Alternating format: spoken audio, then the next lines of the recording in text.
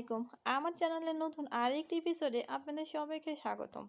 আজকে আমি আপনাদের সাথে শেয়ার করব হাতে মাখানো ছোট মাছের চচ্চড়ি রেসিপি। এই রেসিপিটা আমরা কম বেশি সবাই পারি। তারপরও যারা নতুন রাঁধুনি তাদের জন্য আজকের ভিডিওটি। তো চলুন কথা না বাড়িয়ে মূল ভিডিওটি শুরু করি।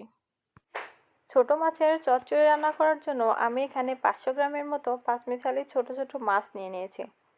আমি এখানে ছোট মাছের সাথে কিছু কুচি করা আলু এবং টমেটো দিয়ে মাছগুলো রান্না করব। যেহেতু ছোট মাছগুলো আমি হাতে মাখিয়ে রান্না করব, তো আমি এখন রান্নার জন্য এখানে একটা কড়াই নিয়েছি। এখন আমি এই কড়াইয়ের ভিতর দিয়ে দিচ্ছি আগে থেকে কুচি করে ধুয়ে রাখা আলুগুলো। এরপর আমি এখানে আগে থেকে পরিষ্কার করে ধুয়ে রাখা ছোট ছোট মাছগুলো এখানে দিয়ে দিব। আর মাছগুলো দিয়ে দেওয়ার পরে আমি এখানে দিয়ে দিব 1 কাপ পরিমাণ পেঁয়াজ কুচি। ছোটো মাছ চচ্চড়িতে একটু পেঁয়াজের পরিমাণটা বেশি দিলেই মাছটা বেশি স্বাদ হয়, তবে আপনারা চাইলে এর চেয়ে কম কিংবা বেশিও দিতে পারেন।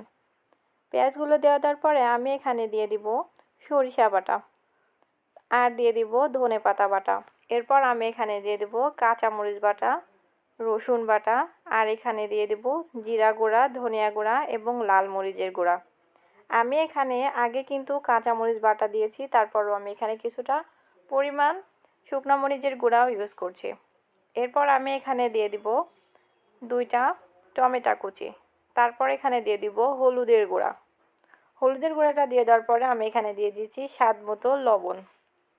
এক কথায় আপনারা তরকারিতে যে যেমন মশলা খান তা সবগুলো এখানে দিয়ে দিতে পারেন। আর এরপর আমি সবার শেষে এখানে দিয়ে দিব 100 গ্রামের মতো রান্নার সয়াবিন তেল।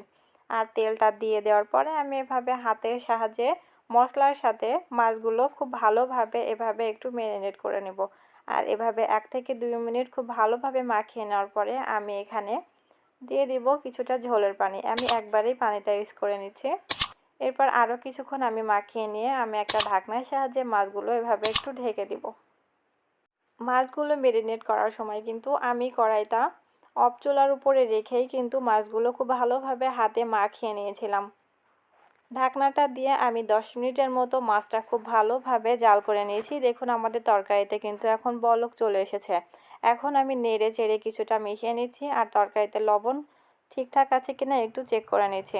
আরও কিছুক্ষণ আমি একটু ফুটিয়ে নিয়ে এরপর আমি এখানে দিয়ে দিচ্ছি ওপর থেকে কিছু ধনেপাতা কুচি।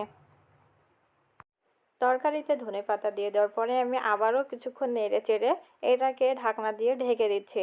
আর এটা ততক্ষণ পর্যন্ত জাল করে নেব যতক্ষণ না পর্যন্ত ঝোলের পানিটা একেবারে মাখা মাখা হয়ে যায়। দেখুন এ পর্যায়ে কিন্তু আমাদের তরকারিটা কিন্তু অনেকটা ঝোল শুকিয়ে গেছে। এখন আমি চুলার আঁচটা মাঝারি করে দিয়ে একটু হালকা করে আরও কিছুক্ষণ রান্না করে নেব। আরও 2-3 মিনিটের মতো আমি তরকারিটা রান্না করে নিয়েছি। দেখুন এই পর্যায়ে কিন্তু আমাদের রান্নাটা অলরেডি হয়ে গেছে। এখন আমি এই মাছগুলো আলাদা পাত্রে উঠিয়ে নিচ্ছি। দেখুন আমাদের মাছগুলো কিন্তু খুব সহজেই রান্না করা হয়ে গেছে।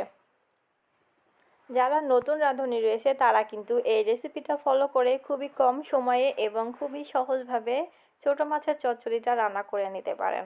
ফ্রেন্ডস, আমার রেসিপিটা যদি আপনাদের ভালো লেগে থাকে তাহলে অবশ্যই লাইক কমেন্ট করবেন আর আপনার ফ্রেন্ডস অ্যান্ড ফ্যামিলি মেম্বারদের সাথে শেয়ার করে দিবেন। আমার চ্যানেলের নতুন নতুন আরও ভিডিও পেতে আমার চ্যানেলটা সাবস্ক্রাইব করে সবাই সাথেই থাকবেন।